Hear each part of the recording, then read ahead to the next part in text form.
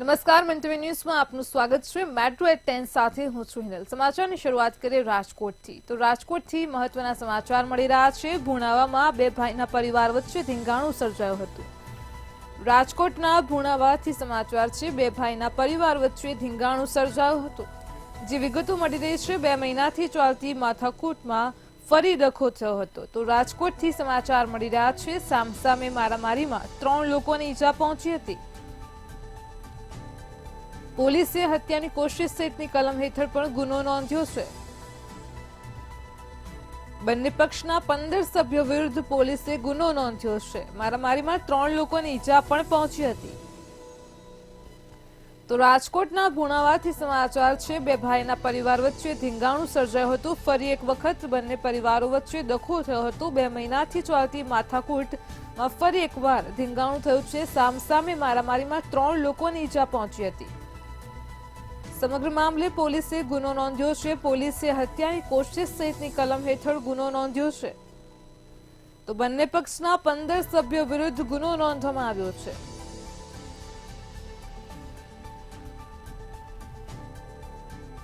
રાજકોટના ભુણાવામાં બે ભાઈના પરિવાર વચ્ચે ધીંગાણું સર્જાયું હતું।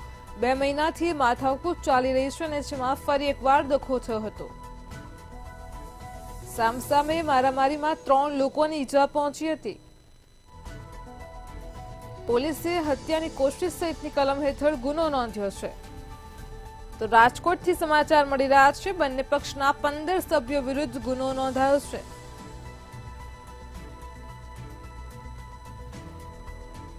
રાજકોટથી સમગ્ર મામલો પ્રકાશમાં આવ્યો છે। ભુણામાં બે ભાઈના પરિવાર વચ્ચે છેલ્લા 2 મહિનાથી માથાકૂટ થઈ રહી હતી।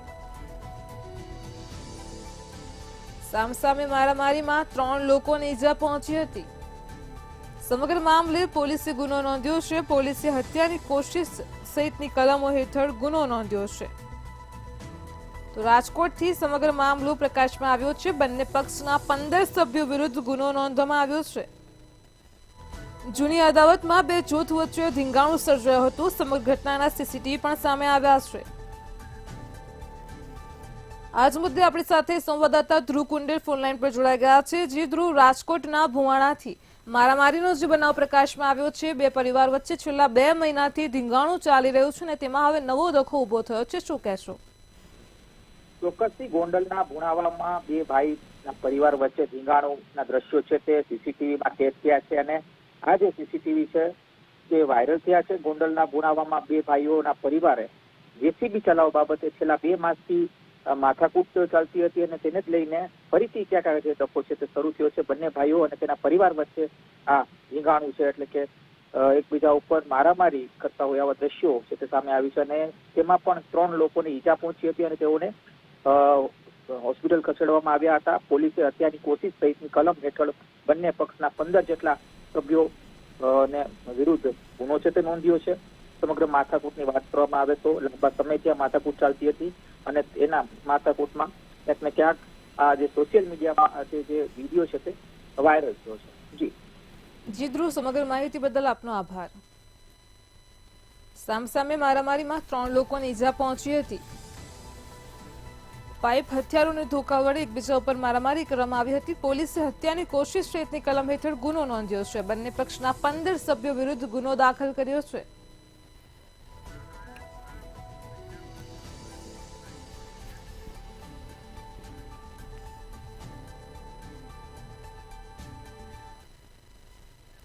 આણંદથી સમાચાર મળી રહ્યા છે। આણંદમાં એક વૃદ્ધ મહિલા ઉપર સૌપ્રથમ દુષ્કર્મ આચરવામાં આવ્યું, ત્યારબાદ તેની હત્યા કરવામાં આવી અને લૂંટ ચલાવવામાં આવી છે। તો આણંદથી લૂંટનો મામલો પ્રકાશમાં આવ્યો છે।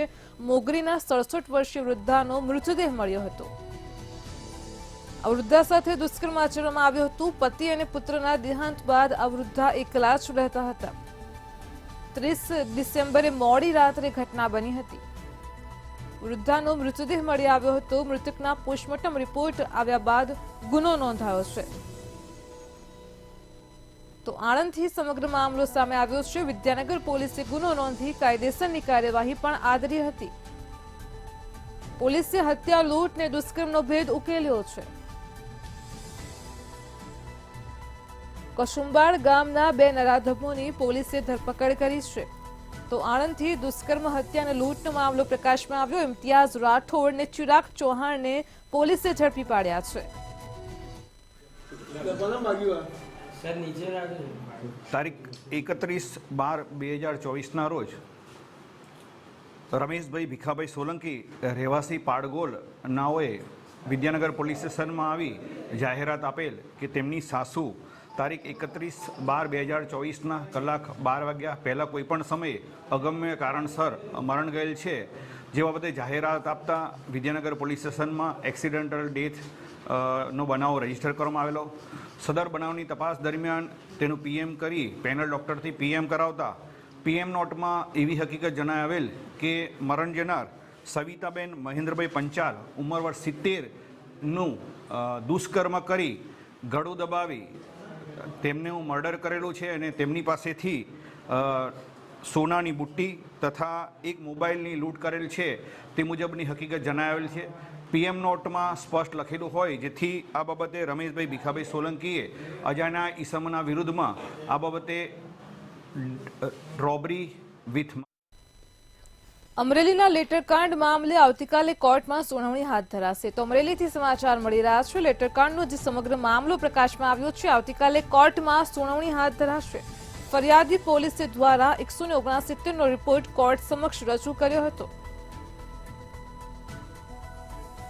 દીકરીનો પૂરતો કેસ પાછો ખેંચવા માટે એફિડેવિટ પણ રજૂ કરાયો છે. કોર્ટે ચુકાદો પેન્ડિંગ રાખતા આજે જામીન પણ ન મળ્યા. તો પાટીદાર દીકરીની આવતીકાલે રેગ્યુલર જામીન અરજી છે.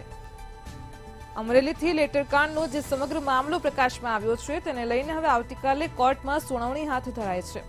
ઉલ્લેખનીય છે કે અમરેલીમાં ધારાસભ્ય કૌશિક વેકરિયાને બદનામ કરવાનું જે સમગ્ર ષડયંત્ર સામે આવ્યું છે અને તેમાં પાટીદાર દીકરીનું સરઘસ કાઢવામાં આવ્યું હતું, ત્યારથી આ મામલો ખૂબ જ ચર્ચામાં છે. દીકરીને પૂરતો કેસ પાછો ખેંચવા એફિડેવિટ રજૂ કરાયું હતું. આજની પ્રક્રિયામાં બપોરે 5 વાગે જજમેન્ટ ઉપર વાત એટલે હિયરિંગ ઉપર રાખવામાં આવી હતી અને પોલીસ દ્વારા અને ફરિયાદી દ્વારા આજે એફિડેવિટ સાથે અને એ 169નું એટલે કે જે દીકરી છે એના ઉપર કોઈ ગુનો બનતો નથી એવી રીતે એફિડેવિટ કરી અને પોલીસ પંચનામું રજૂ કરવામાં આવ્યું હતું કોર્ટમાં.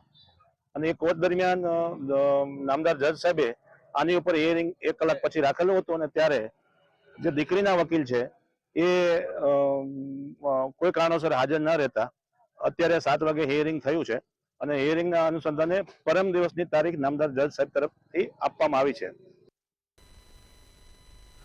ના ટ્રસ્ટીઓ અને સમાજના આગેવાનો દ્વારા આજનો જે વિષય છે અહીંયા અમરેલી ખાતે એ વિષયની અંદર ફરિયાદીને બોલાવી અને ફરિયાદીને સમજાવીને એમને આ ફરિયાદ દીકરી પૂરતી પાછી લેવાની વાત સમાજના આગેવાનોએ કરી ને તૈયાર થઈ ગયા. અને ત્યાર પછી અમે એસપી સાહેબને મળ્યા અને જે અધિકારીએ આ ફરિયાદ લીધી હતી એને દેશી ભાષામાં એમ કે થૂકેલું ચાટવાની તૈયારી બતાવી અને કોર્ટમાં એમને સ્વીકાર્યું આજના રિપોર્ટ મૂકીને કે આ દીકરીનો ગુનો બનતો નથી, આ દીકરી ઉપર કોઈ કલમ લાગતી નથી, અમે આ દીકરી પૂરતો કેસ વિડ્રો કરીએ છીએ. અને ફરિયાદીએ અને પોલીસે આ પ્રકારનું નિવેદન 169 જેને કહેવાય કાયદાની ભાષામાં, મારો વિષય નથી કાયદાનો, પણ જે રીતે ગોપાલભાઈ કીધું એ રીતે 169માં આ પ્રકારનું જજ સાહેબ પાસે જ્યારે એફિડેવિટ મૂક્યું ત્યારે હું મારી ભાષામાં કહું તો જે પોલીસ બહાદુર બનીને આ દીકરીને રાતે રાજકોટ જિલ્લા કલેક્ટરે લેન્ડ ગ્રેબિંગ મામલે નિવેદન આપ્યું છે. તો રાજકોટથી આ સમાચાર મળી રહ્યા છે. રાજકોટમાં જિલ્લા કલેક્ટર દ્વારા લેન્ડ ગ્રેબિંગ મામલે નિવેદન આપવામાં આવ્યું છે. વિંછિયા પંથકમાં મારામારીની ઘટના હત્યામાં પલટાઈ હતી. પરિવારજનોની માંગ હતી કે દબાણ દૂર કરવામાં આવે. તો રાજકોટથી જે સમગ્ર મામલો સામે આવ્યો છે, 2 દબાણોને હટાવવા માટેની નોટિસ આપવામાં આવી છે. 5 તારીખ પહેલા જ દબાણ દૂર કરવા માટેની નોટિસ પણ અપાઈ છે. સમગ્ર મામલે જિલ્લા કલેક્ટરે લેન્ડ ગ્રેબિંગનો જે મામલો છે તેને લઈને નિવેદન આપ્યું છે. તો રાજકોટથી સમાચાર મળી રહ્યા છે. જિલ્લા કલેક્ટરે લેન્ડ ગ્રેબિંગ મામલે નિવેદન આપ્યું છે. વિંછિયા પંથકમાં મારામારીની ઘટના હત્યામાં પલટાઈ ગઈ હતી. પરિવારજનોની પણ માંગ હતી કે દબાણ દૂર કરવામાં આવે.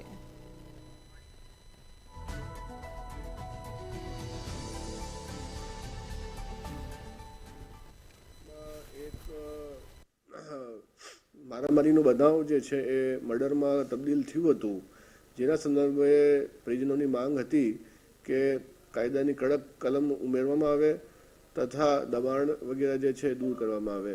જે બાબતે કાલે હું અને ઇન્ચાર્જ એસપી સાહેબ શ્રી પંડ્યાજી સાથે અમે એમની સાથે વાટાઘાટ કરી અને વાટાઘાટ પછી એમને જે કરેલ પોલીસની જે કાર્યવાહી છે, જેમાં 4 આરોપીઓને અત્યાર સુધીમાં પોલીસ દ્વારા પકડવામાં આવ્યું છે, જે કડક.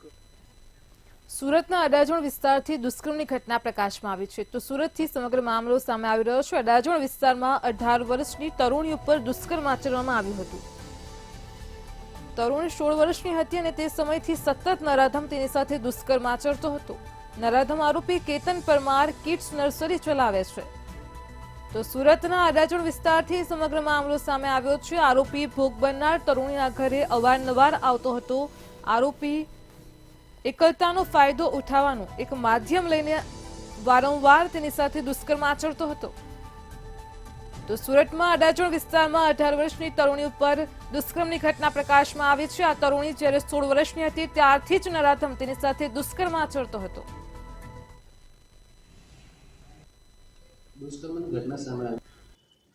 અડાજણ પોલીસ સ્ટેશનમાં એક 374 અને પોસ્કોની કલમ સાથેનો ગુનો દાખલ થયો છે. આમાં ભોગ બનનાર બેન છે એને એના ફાધર એક્સપાયર થઈ ગયા છે. એને મમ્મી અને એને સાવકા પપ્પા હાથે રહેતી હતી. ત્યારે એક કેતનભાઈ વાઘરી કરીને છે, આશરે 41 વર્ષની ઉંમરનો છે હાલમાં. એ એના ઘરે આવતો હતો અને 2-3 મહિનામાં આવે અને 2-3 વખત એને આ છોકરી હાથે સંભોગ કરેલ છે.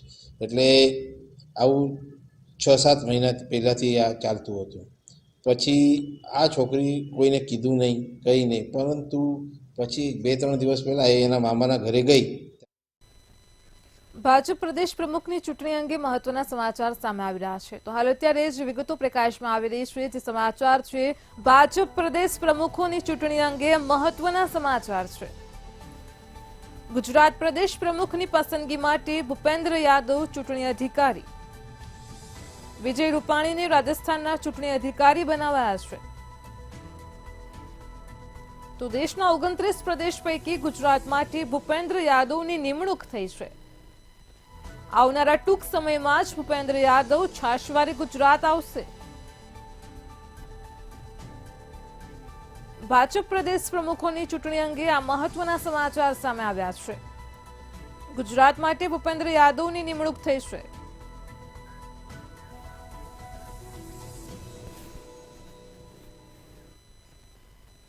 રાજકોટમાં ખેલ મહાકુંભની તડામાર તૈયારીઓ ચાલી રહી છે. તો રાજકોટથી સમાચાર મળી રહ્યા છે. હાલ અત્યારે જ વિગતો સામે આવી રહી છે. ખેલ મહાકુંભની તડામાર તૈયારીઓ ચાલી રહી છે. આગામી સમયમાં રાજકોટમાં મુખ્યમંત્રીના હસ્તે ખેલ મહાકુંભ 3.0નો પ્રારંભ થશે. રાજકોટ જિલ્લા માટે આ ગૌરવની વાત છે. ખેલ મહાકુંભ રંગબેરંગા કાર્યક્રમ સાથે શુભારંભ થશે. તો રાજકોટમાં તેની તડામાર તૈયારીઓ ચાલી રહી છે. બહારથી 4000 જેટલા ખેલાડીઓ પણ રાજકોટ ખાતે આવશે. રાજકોટ માટે આ ગૌરવની વાત છે. કેવાયસીની કામગીરી રાજકોટ જિલ્લામાં પૂર્ણ જોશથી ચાલી રહી છે. રાજકોટ જિલ્લામાં અત્યારે 13,64,000થી વધુ લોકોનું કેવાયસી થઈ ગયું છે. અને આપના થકી હું સૌને વિનંતી કરું છું કે પોતાના મામલતદાર ઓફિસ કે આરએમસીના વોર્ડ ઓફિસ, અમારા જનસેવા કેન્દ્રો, ત્યાં આપ જઈને કેવાયસી કરાવી શકો છો. એ સિવાય માય રેશન પ્લસ એપ હોય તો ઘર બેઠા પણ કેવાયસીની કામગીરી થઈ શકે એમ છે. સુરતથી ચોરીની ઘટના પ્રકાશમાં આવી છે. સુરત શહેર પોલીસના નાક નીચેથી ચોરીની ઘટના પ્રકાશમાં આવી છે. તો હાલ અત્યારે જ વિગતો મળી રહી છે સુરતથી. સુરત શહેર પોલીસની હાજરીમાં જ ચોરી થયો પ્રકારની ઘટના સામે આવી છે. તો પોલીસની કામગીરી પર અનેક સવાલો ઉભા થઈ રહ્યા છે.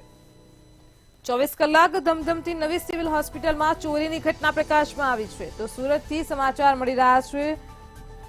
આરકે સિક્યુરિટીની આ ગંભીર બેદરકારી સામે આવી છે. સિવિલ હોસ્પિટલમાં ચોરીની ઘટના છે. જૂના ટ્રોમા સેન્ટરમાંથી સામાનની ચોરી થઈ છે. પાઇપ અને ઓક્સિજનની સામગ્રી અને વાયરની ચોરી થઈ હોવાની ઘટના સુરતથી સામે આવી છે. તો સુરત શહેર પોલીસના નાક નીચેથી ચોરી કરીને ચોરો ફરાર થયા છે.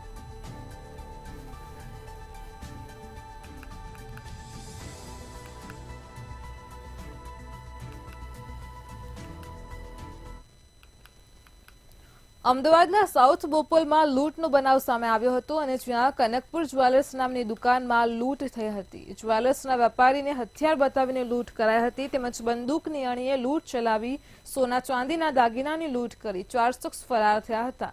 સમગ્ર મામલે પોલીસે ઘટના સ્થળે પહોંચીને વધુ તપાસ શરૂ કરી છે.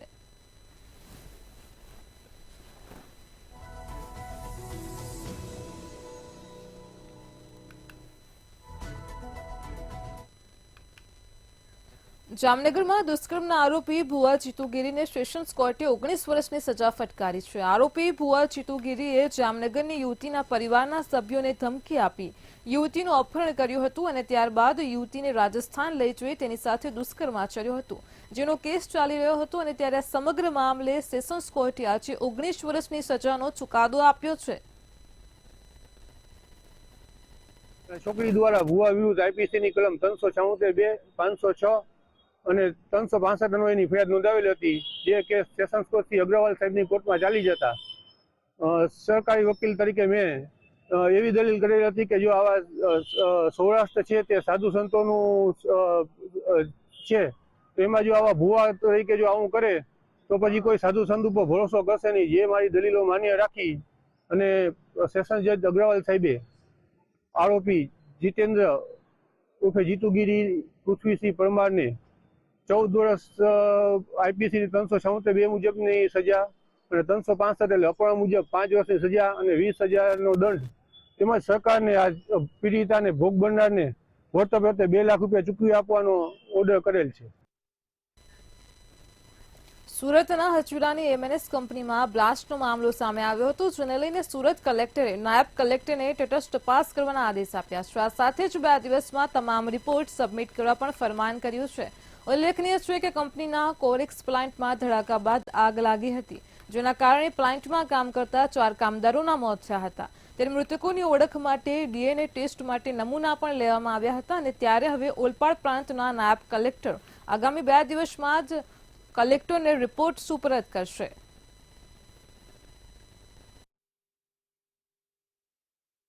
કલેક્ટર સાહેબે ગઈકાલે તપાસના આદેશ કર્યા છે અને એની department of industrial safety and health, GPCB અને પોલીસ વિભાગ દ્વારા શું કાર્યવાહી કરી છે તેનો અહેવાલ કરવા માટે અમને સૂચના આપી છે, જેના અનુસંધાને અમે આગળ તપાસ કરી સરને વિગતવાર અહેવાલ સોંપશું.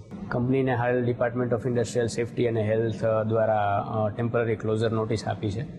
એ પછી આગળની જે તપાસ થાય એમાં જે કોઈ પણ ક્ષતિઓ સામે આવે એના આધારે કાયદા અનુસાર જે પણ કાર્યવાહી કરવાની થતી હશે એ સંબંધિત વિભાગ દ્વારા કરવામાં આવશે. સુરતમાં વિદ્યાના ધામમાં જ દારૂની બોટલ મળવાનો મામલો સામે આવ્યો છે. મંતવ્ય ન્યૂઝના અહેવાલની યુનિવર્સિટીમાં ધારદાર અસર જોવા મળી છે. વીએનએસજીયુમાં દારૂ પાર્ટી થતી હોવાનો પર્દાફાશ કરવામાં આવ્યો હતો. 31ની રાત્રે હોસ્ટેલમાં ચીયર્સની બૂમો સંભળાતા જ વીએનએસજીયુના રજિસ્ટ્રારે રેડ પાડી હતી અને જેમાં 6 વિદ્યાર્થીની મહેફિલમાં માત્ર 1 પકડાયો તો 5 પલાયન થયા હતા અને ત્યારે સમગ્ર મામલે 4 વિદ્યાર્થીના પ્રવેશ રદ કરવામાં આવ્યા છે. યુનિવર્સિટીમાં અભ્યાસ કરે છે તેનો શૈક્ષણિક વર્ષ 24-25નો પ્રવેશ રદ કરવામાં આવ્યો છે. તેઓનો હોસ્ટેલનો પ્રવેશ છે એ પણ રદ કરવામાં આવ્યો છે અને જે ભવિષ્યની અંદર નાપાસ છે પણ પરીક્ષા આપવાના છે એવા વિદ્યાર્થીઓને જે છે તે વિદ્યાર્થીઓને શૈક્ષણિક વર્ષ 24-25ની યુનિવર્સિટી પરીક્ષા કે આંતરિક પરીક્ષામાં બેસવા માટે પ્રતિબંધ મૂકવામાં આવ્યો છે અને જે વિદ્યાર્થી પકડાયો હતો તેને વોર્ડન દ્વારા એને એફઆઈઆર કરવામાં આવી હતી અને તેના દ્વારા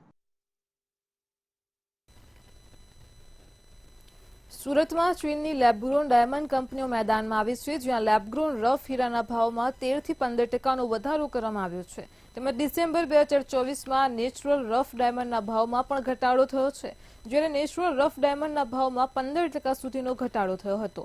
છેલ્લા ઘણા સમયથી ચીની બનાવટના લેબગ્રોન ડાયમંડની ડિમાન્ડ વધી છે અને ત્યારે નેચરલ ડાયમંડના માર્કેટમાં લેબગ્રોનનું ભેલાણ સતત વધી રહ્યું છે. ત્યારે સુરતમાં ચીનની લેબગ્રોન ડાયમંડ કંપનીઓ મેદાનમાં ઉતરી છે. સીવીડી અને એસટીએચપી ડાયમંડ એ છેલ્લા 2 વર્ષથી અંદર ઇન્ટરનેશનલ માર્કેટની અંદર થોડી ડિમાન્ડો જોવા મળી રહી હતી. દિવાળી પછી જે પ્રમાણે લોકોએ કારખાના ચાલુ કર્યા, ઓછું ઇન્વેસ્ટમેન્ટની અંદર રોતના કલાકારોને રોજગારી મળે એની માટે ચાઇનાથી એસટીએચપી રફ પટલી સાઇઝની ઇમ્પોર્ટ કરીને રત્ન કલાકારોને કામ મળી રહે એની માટેના સતત પ્રયત્નો ઇન્ડસ્ટ્રી દ્વારા થઈ રહ્યા હતા. દિવાળી પછી એક સાથે ડિમાન્ડ નીકળતા રશિયન કંપનીઓ ચાઇનાની કંપનીઓ જે પ્રમાણે એસટીએચપીનું પ્રોડક્શન કરે છે એ લોકોએ ડિમાન્ડ વધતા એની રફની અંદર ભાવમાં વધારો કર્યો હતો. ભાવનગરમાં નેશનલ બાસ્કેટબોલ ચેમ્પિયનશિપ યોજાવા જઈ રહી છે, જ્યાં 5 થી 12 જાન્યુઆરી દરમિયાન બાસ્કેટબોલ ચેમ્પિયનશિપ યોજાશે. તો ભાવનગરમાં 74મી સિનિયર નેશનલ બાસ્કેટબોલ ચેમ્પિયનશિપ યોજાશે. આ સાથે જ ભારતના રમતગમત કેલેન્ડરમાં આ એક મહત્વપૂર્ણ ઘટના બનાવશે. આ વખતે પણ આપણે એવી જ કોશિશ છે અને એવી જ આપણે ટુર્નામેન્ટ કરીશું કે જે ઇન્ડિયામાં હજી સુધીમાં ન થઈ હોય એવી ટુર્નામેન્ટ પ્લેયરોને લાગવી જોઈએ. કારણ કે ખાસ કરીને પ્લેયરોને સારી હોટલો, સારું ગ્રાઉન્ડ અને સારું ફૂડ, આ 3 વસ્તુ એને મેઇન મળવું જોઈએ. અને એ આપણે અહીંયા પૂરતી આપણી કોશિશ હોય છે કે આપણે બેસ્ટમાં બેસ્ટ આપીએ અને સારામાં સારી ટુર્નામેન્ટ આપણે આખા ઇન્ડિયામાં ભાવનગરનો, ગુજરાતનો ડંકો વાગે એવી આપણે આ ટુર્નામેન્ટનું કરવાનું આયોજન કરી રહ્યા છીએ. અને આમાં ટોટલ 58 થી 60 ટીમો આવશે, 900 થી 950 ખેલાડીઓ આવશે. સુરેન્દ્રનગરના તાવી ગામે અવાડા સોલાર કંપની દ્વારા ખેડૂતોના ઉભા પાક પર બુલડોઝર ફેરવી નાખવામાં આવતા જ ખેડૂતોમાં રોષ જોવા મળ્યો છે. ખેડૂતોએ સોલારની મુખ્ય લાઇન નાખવાનું કામ બંધ કરાવ્યું છે. કોઈપણ પ્રકારના વળતર વગર જ ખેડૂતોની પરમિશન લીધા વગર કંપની દ્વારા સોલાર લાઇન નાખવાની કામગીરી શરૂ કરવામાં આવી હતી. તો ખેડૂતોના જીરું, વરિયાળી અને એરંડા જેવા પાકને નુકસાન થયું છે. ગામની અંદર બરાબર અવાડા કંપની અને કોન્ટ્રાક્ટર દ્વારા અમારી કોઈ પણ મંજૂરી લીધા વગર બરાબર તાર નાખી દીધેલ છે. અમને ખૂબ જ નુકસાન કરેલ છે. એની અંદર એરંડા છે, જીરું છે, બીટી કપાસ છે, આ બધા વાવેતર થયેલા હતા બરાબર. તો અને અમે તાલુકાની અંદર પણ સ્વાગતની અંદર અમારી અરજી હતી, સુનાવણી હતી, એમાંથી પણ કોઈ કોન્ટ્રાક્ટર કંપનીના માણસ હાજર રહેલ નહીં.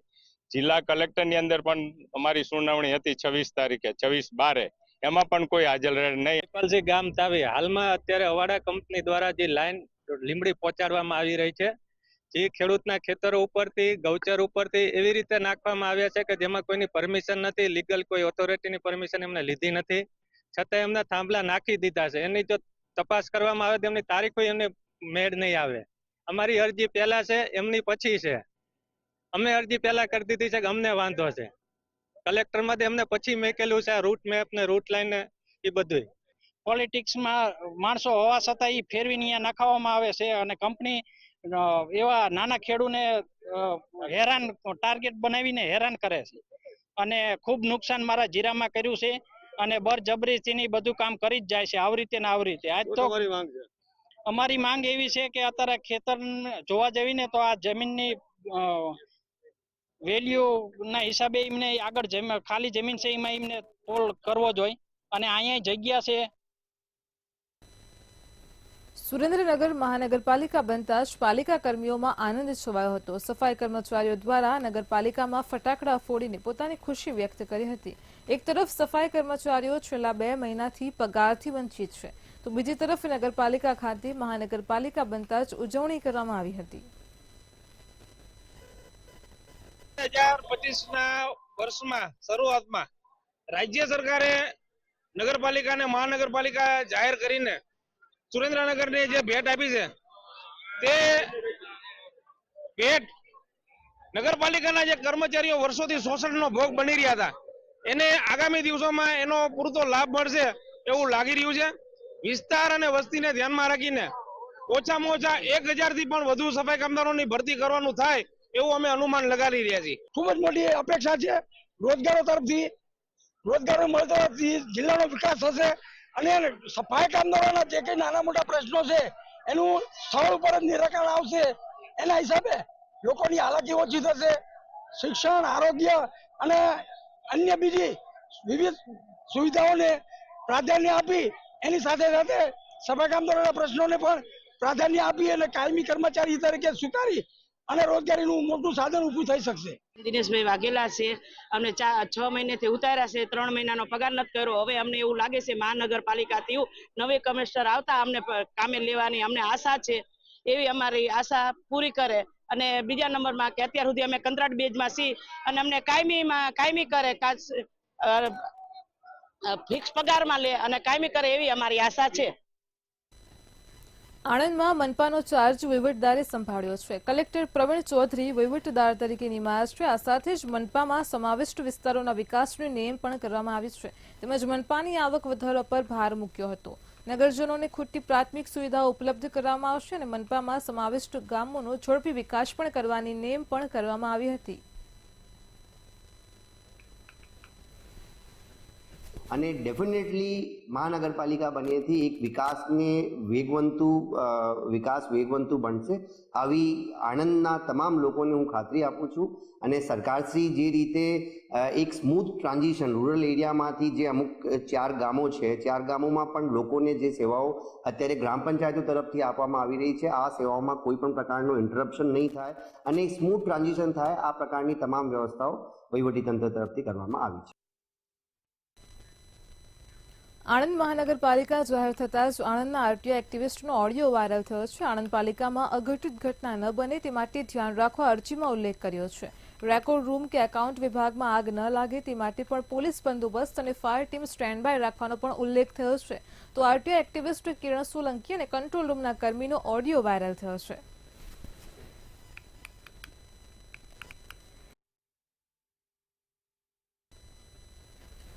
અમદાવાદ મ્યુનિસિપલ કોર્પોરેશન દ્વારા ગેરકાયદેસર બાંધકામોનો સર્વે કરવામાં આવ્યો હતો અને હવે આ બાંધકામનું ડિમોલિશન કરવામાં આવ્યું છે. બાપુનગર અને રખિયાલ વિસ્તારમાં કુખ્યાત ગુનેગાર સર્વર કડવાના ગેરકાયદે મકાન પર ચુસ્ત પોલીસ બંદોબસ્ત સાથે બાંધકામ તોડવામાં આવ્યું હતું.